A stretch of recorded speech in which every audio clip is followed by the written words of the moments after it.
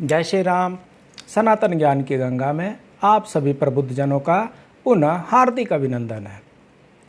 जैसा कि हम चर्चा कर चुके हैं, इस धरती पे जितने स्त्री और पुरुष हैं, जितने पति और पत्नी हैं, उन सबको संतान का वरदान चाहिए ही चाहिए। संतान प्राप्ति जो है भगवान का सबसे बड़ा वरदान माना जाता है। तो हम ये जान लेते हैं कि हमें संतान के रूप में हमारे पास आता कौन कौन है। पूर्व जन्म के कर्मों के अनुसार ही इस जन्म में जो कुछ भी हम प्राप्त करते हैं, इस जन्म में सब पूर्व जन्म के कर्मों के अनुसार ही प्राप्त करते हैं।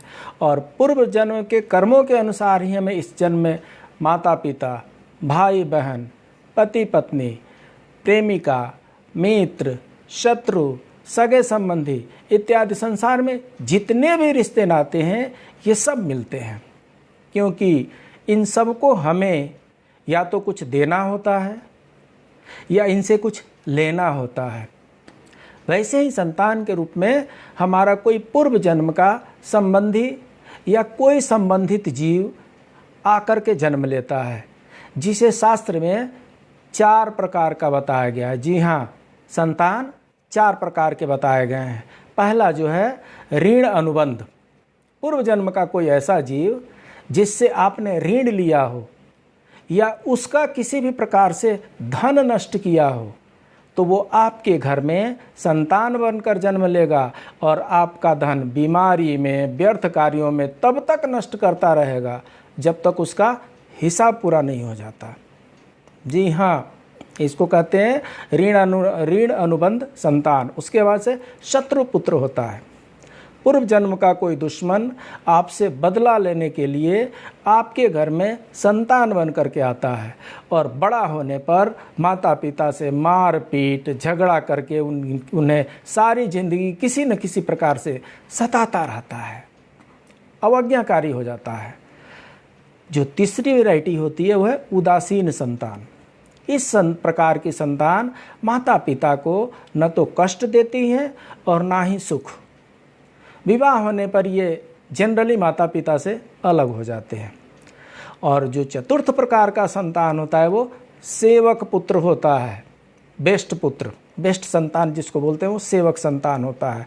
पूर्व जन्म में यदि आपने किसी की खूब सेवा की हो तो वह अपनी की हुई सेवा का ऋण उतारने के लिए, आपकी सेवा करने के लिए पुत्र बन करके इस जन्म में आता है। तो इस तरीके से शास्त्रों के अनुसार 4 प्रकार के पुत्र हुए।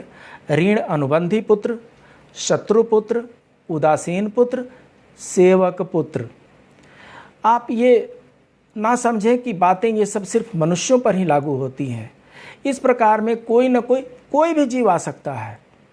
जैसे आपने किसी उदाहरण ले लेते हैं, आपने किसी पूर्व जन्म में किसी गाय की निस्वार्थ भाव से सेवा की है, तो भी वो पुत्र और पुत्री के रूप में आकर के आपकी सेवा करेगी।